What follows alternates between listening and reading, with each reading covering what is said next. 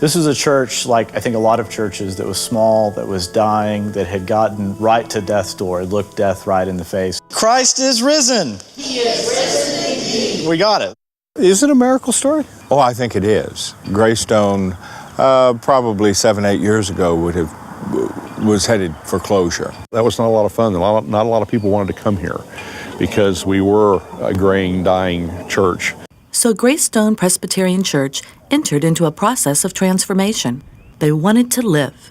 It was a remarkable thing to hear because they said very clearly, if we have to close, so be it. But we'd like to go down doing ministry.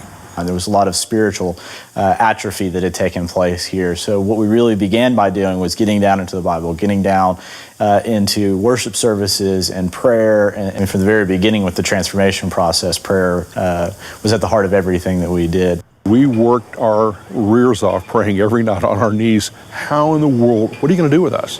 What is your plan for us? What do you see for us? Where can we go? What can we do? How can we serve you? God, for these prayers. The answer Greystone got wasn't what they expected. Out of the blue, their neighbor, Christ the King Catholic Church, called. They wanted to buy Greystone and use the space for a new preschool. We really were against it. The session was against it at first. But as the people of Greystone continued to pray, they began to sense God asking them to reconsider. I think you have to listen. You have to listen to God. As Greystone learned to listen for God in their transformation process, through prayer, Bible study, and worship, God answered their prayers with an unexpected gift. Christ the King offered them much more than they expected for their church property. I kept having to say, but this is their church home. And I said, there's an emotional attachment there that you cannot put a price on. I got up and I said, you know, we can stay here until the last one of us dies and they close the doors, or we can sell this church. We have a wonderful offer.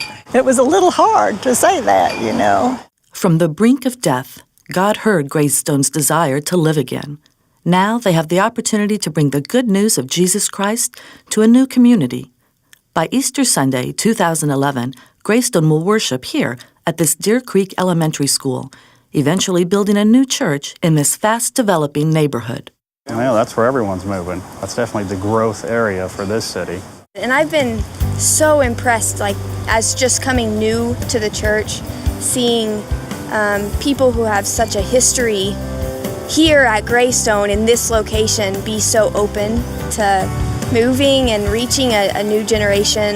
It would be great to have some new young families in there and young people like myself and my wife. We have a bunch of mom and dads here that, you know, help us grow, and we would like to start a family someday too, and it would be awesome to, you know, help grow in that and help our family grow in this new church and new life.